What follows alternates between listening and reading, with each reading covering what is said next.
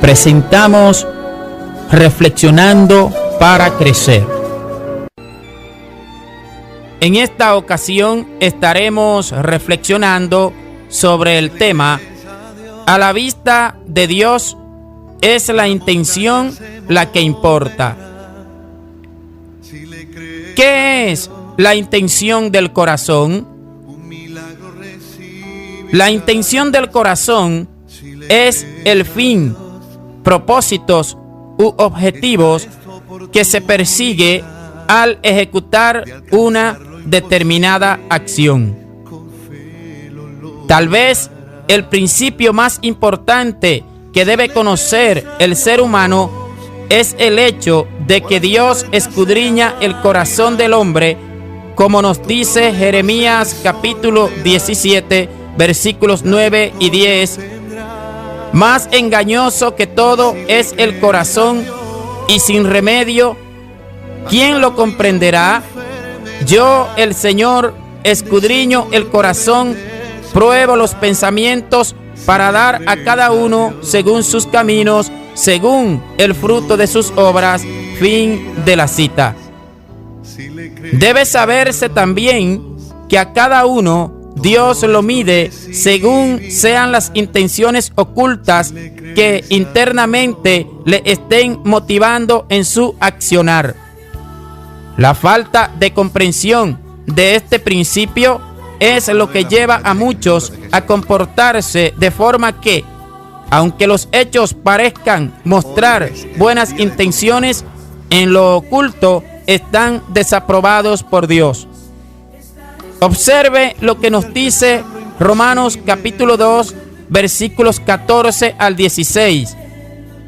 Porque cuando los gentiles que no tienen la ley cumplen por instinto los dictados de la ley, ellos, no teniendo la ley, son una ley para sí mismos, ya que muestran la obra de la ley escrita en sus corazones, su conciencia dando testimonio y sus pensamientos acusándolos unas veces y otras defendiéndolos en el día en que, según mi evangelio, Dios juzgará los secretos de los hombres mediante Cristo Jesús.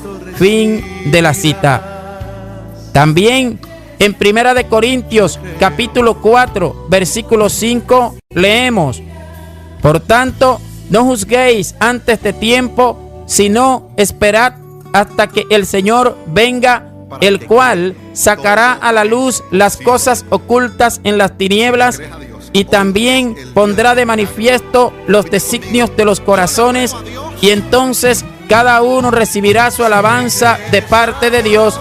Termina la cita. Ahora, si analizamos Mateo capítulo 7, versículos 22 y 23, el cual nos dice de la siguiente manera: muchos me dirán en aquel día, Señor, Señor, ¿no profetizamos en tu nombre, y en tu nombre echamos fuera demonios, y en tu nombre hicimos muchos milagros?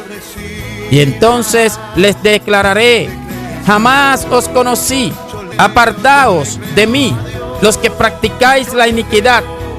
Termina la cita. Razonemos un momento sobre este texto bíblico. ¿Cómo se explica que personas que aparentemente le sirven al Señor, Él las llame obradores de iniquidad? ¿Es que acaso es malo servirle a Dios? ¿Es malo profetizar, echar fuera demonios y hacer milagros? La respuesta a estas preguntas es un rotundo no.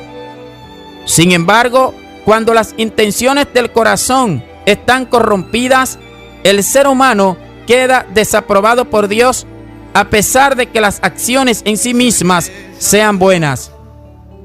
Veamos otro ejemplo bíblico de actuaciones correctas, pero propósitos incorrectos. En Filipenses capítulo 1, versículos 15 al 18, leemos en la Biblia: Es cierto que algunos predican a Cristo por envidia y rivalidad, pero otros lo hacen con buenas intenciones.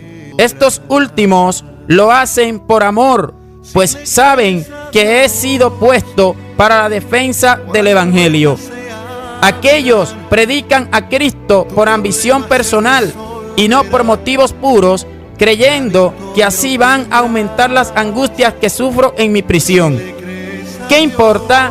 Al fin y al cabo, y sea como sea, con motivos falsos o con sinceridad, se predica a Cristo. Por eso me alegro. Es más, seguiré alegrándome. Fin de la cita.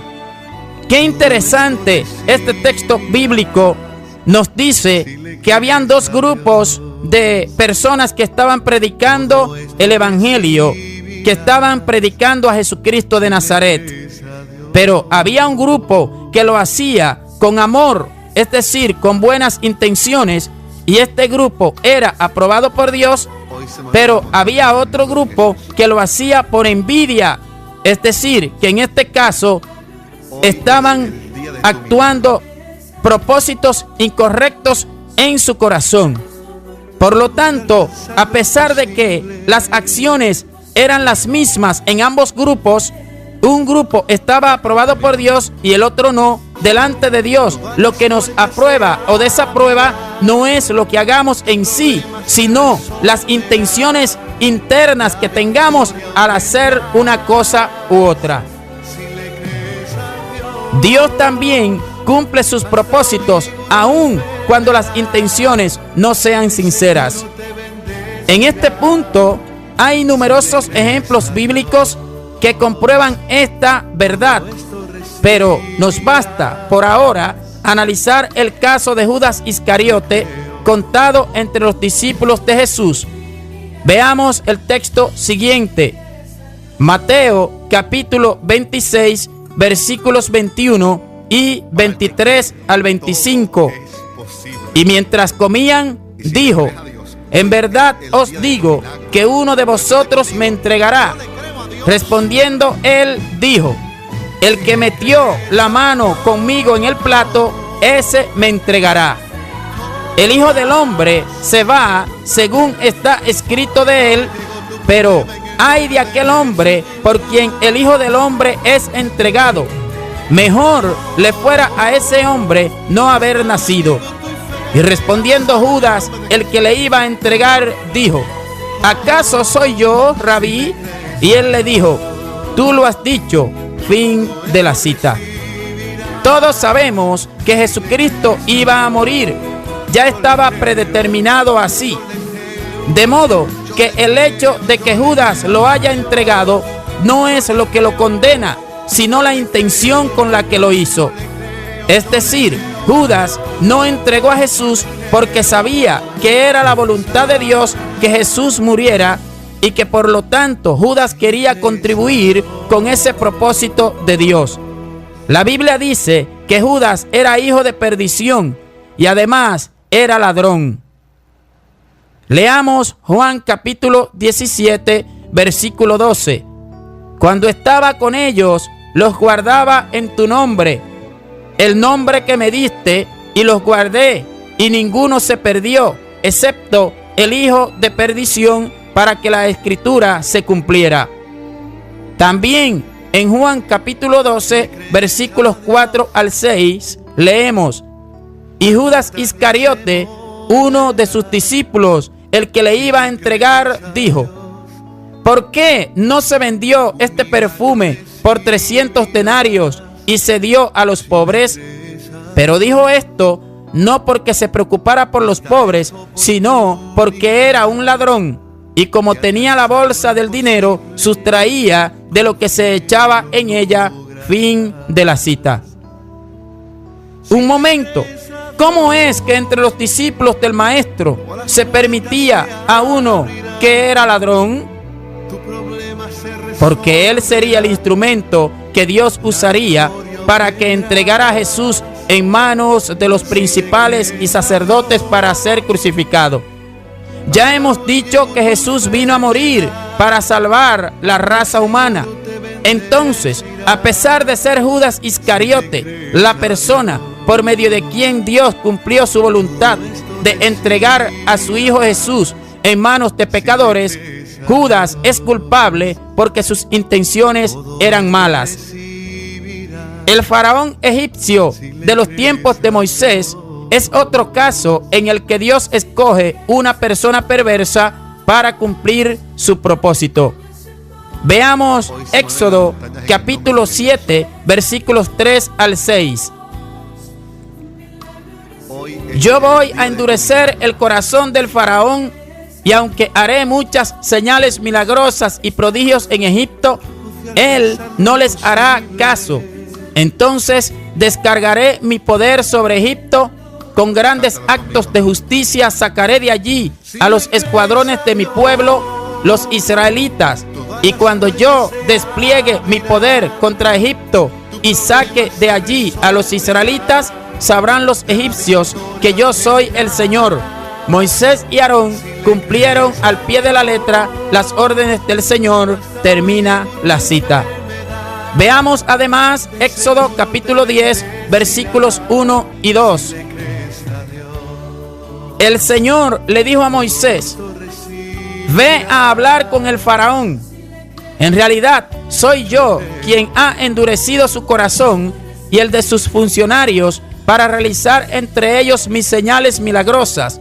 Lo hice para que puedas contarles a tus hijos y a tus nietos la dureza con que traté a los egipcios y las señales que realicé entre ellos. Así sabrán que yo soy el Señor. Fin de la cita. Además, Romanos capítulo 9, versículo 17 nos dice lo siguiente: porque la Escritura le dice al faraón: te levanté precisamente para mostrar en ti mi poder y para que mi nombre sea proclamado por toda la tierra. Termina la cita.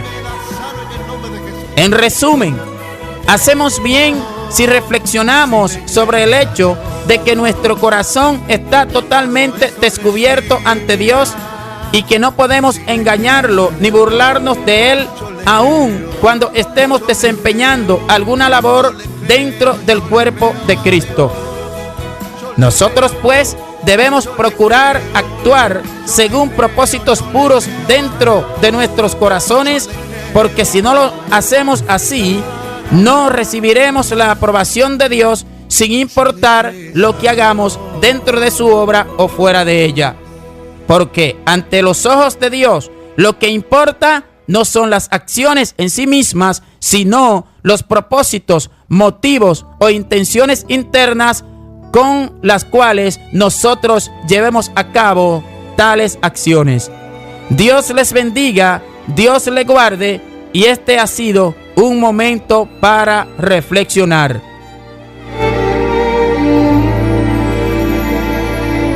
Si le crees a Dios,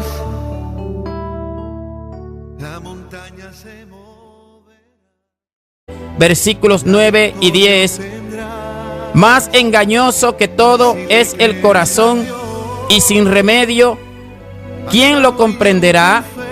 Yo, el Señor, escudriño el corazón, pruebo los pensamientos para dar a cada uno según sus caminos, según el fruto de sus obras.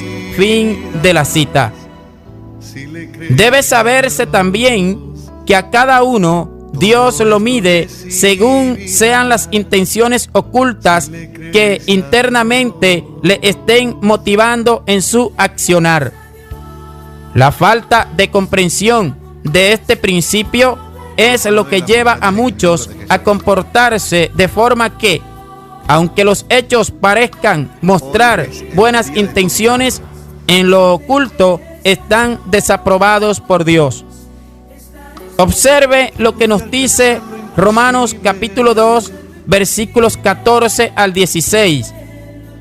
Porque cuando los gentiles que no tienen la ley cumplen por instinto los dictados de la ley, ellos, no teniendo la ley, son una ley para sí mismos, ya que muestran la obra de la ley escrita en sus corazones, su conciencia dando testimonio y sus pensamientos acusándolos unas veces y otras defendiéndolos en el día en que, según mi evangelio, Dios juzgará los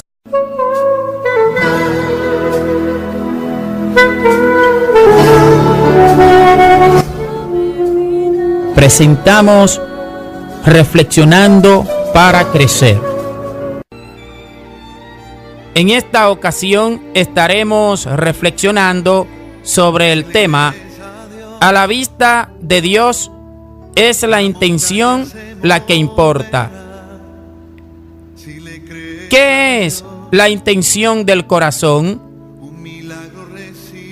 La intención del corazón es el fin, propósitos u objetivos que se persigue al ejecutar una determinada acción.